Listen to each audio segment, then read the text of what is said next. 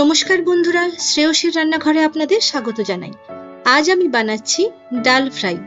রোজ রোজ একঘেয়ে ডাল খেতে মাঝে মধ্যে বোর হতে হয়, তাই একটু স্বাদ বদল। তো চলুন বন্ধুরা, দেখে নিই রান্নাটা।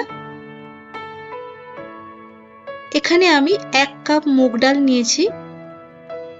আপনারা বাড়িতে যে যেরকম কাপ ইউজ করবেন বা বাটি ইউজ করবেন সেই হিসেবে 1 কাপ মুগ ডাল আর হাফ কাপ মুসুর ডাল নিয়েছি। এবারে এটাকে ভালো করে আমি ধুয়ে নেব। এবার একটি পাত্রে আমি পরিমাণ মতো জল নিয়েছি। জল নিয়ে ডালটাকে সেদ্ধ করে নেব।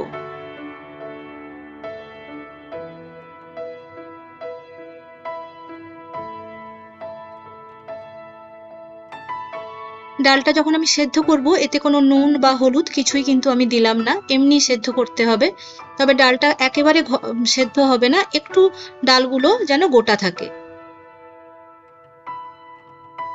মোটামুটি ডালটা আমার সেদ্ধ হয়ে গেছে। এরপরে আমি একটি কড়াইতে 4 থেকে 5 চামচ তেল নিলাম।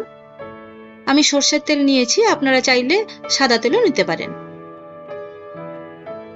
এরপর আমি 2টো তেজপাতা আর 2টো চেরা কাঁচা লঙ্কা দিয়ে দিলাম।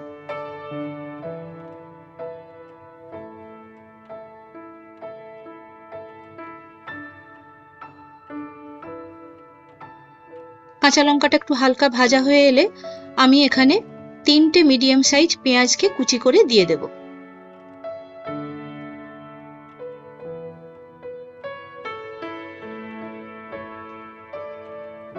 দিয়ে পেঁয়াজটাকে ভালো করে ভেজে নিলাম।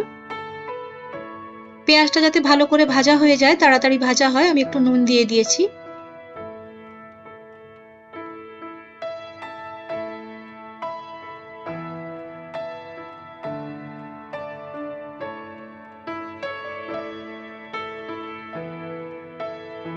সামান্য নুন দিয়ে দিলাম।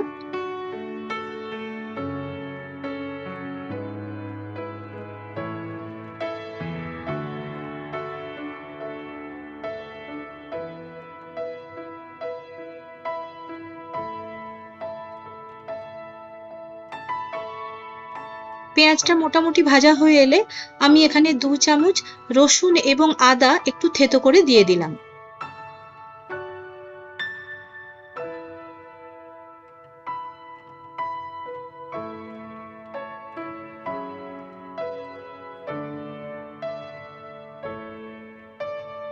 দিয়ে ভালো করে সবগুলো মশলাগুলোকে একটু কষে নেব।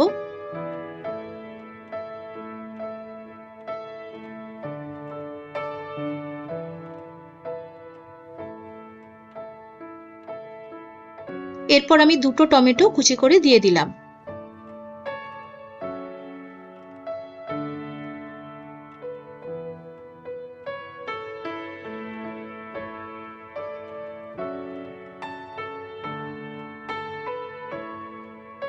মশলাটা ততক্ষণ কষবো যতক্ষণ না টমেটো আর পেঁয়াজটা আর একটু নরম হয়ে যায়।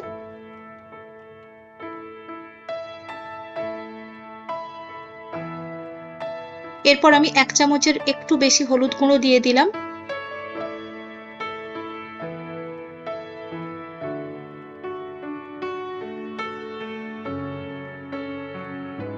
এক চামচ কাশ্মীরি মির্চ দিয়ে দিলাম। দিয়ে ভালো করে মশলাটা কষে নেব। তলায় যদি লেগে যায় তাহলে একটু জল দিয়ে দেবেন।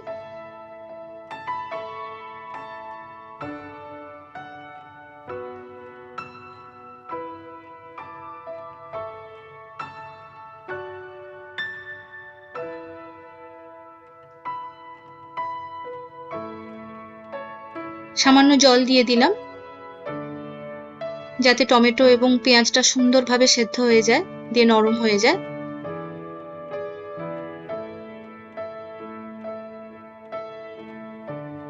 এরপর আমি 1 চামচের একটু কম ধনে গুঁড়ো দিলাম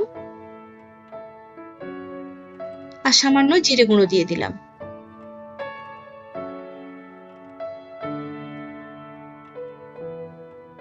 মোটামুটি মশলাটা আমার কষা হয়ে গেছে। মশলাটা এইভাবে কষা হবে, একদম যে স্মুথ হয়ে যাবে তা নয়, একটু গোটা গোটা থাকবে।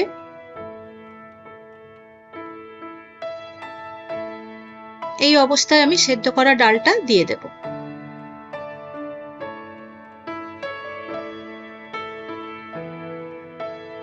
ডালটা দেখুন একদম মিহি হয়ে একদম সেদ্ধ হয়ে যায়নি, একটু গোটা গোটা আছে। এবারে ভালো করে আমি মশলার সঙ্গে ডালটাকে মিশিয়ে নেব। ডালটা যদি বেশি মোটা হয়ে যায় তাহলে এখানে একটু জল দিয়ে দেবেন আপনারা, তবে ডালটা খুব বেশি পাতলা কিন্তু হয় না।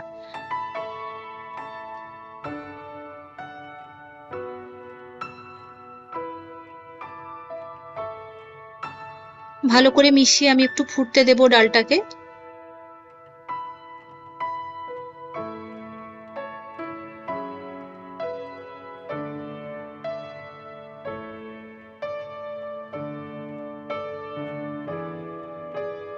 ডালটা ফুটে উঠলে আমি পরিমাণ মতো নুন দিয়ে দিলাম, কারণ আমি যখন ডাল সেদ্ধ করেছিলাম তখন কিন্তু নুন বা হলুদ কিছুই দিইনি, শুধু পেঁয়াজ ভাজার সময় আমি একটু নুন দিয়েছিলাম।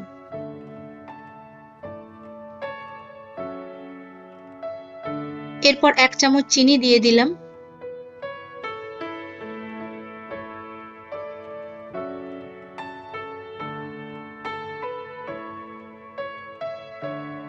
মোটামুটি রান্নাটা আমার কমপ্লিটের পথে। এবারে আমি আরেকটি পাত্রে 3 চামচ মতো তেল দিলাম।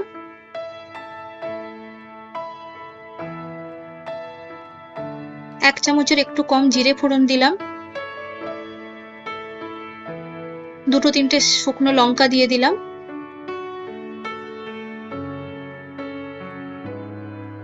তেলের পরিমাণটা চাইলে আপনারা 1-8 চামচ কমাতে পারেন, কিন্তু তার থেকে বেশি কমালে কিন্তু রান্নার টেস্ট বলুন একটু হলেও বদলায়। এরপর আমি কিছুটা কারি পাতা দিয়ে দিলাম, দিয়ে মোটামুটি সব মশলাগুলো যখন ভাজা হয়ে যাবে ভালো করে, দেখুন মোটামুটি কারি পাতাগুলো আমার ভাজা হয়ে গেছে। এবারে সামান্য আমি একটু ঝাল লঙ্কা দিয়ে দিলাম। ঝালটা আপনারা যে যেরকম খাবেন সেই হিসেবে দেবেন।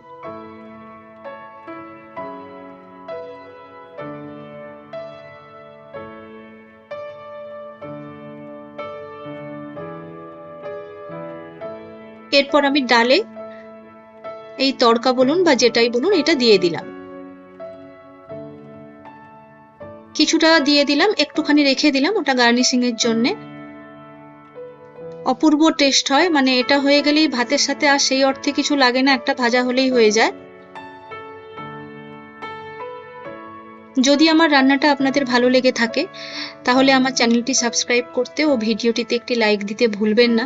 আর যদি আপনাদের কিছু মতামত থেকে থাকে তাহলে অবশ্যই সেটা কমেন্ট বক্সে জানাবেন। তবে একবার যদি কেউ এইভাবে ডাল না বানিয়ে থাকেন তাহলে বানাবেন, আমার মনে হয় আপনাদের ভালো লাগবে।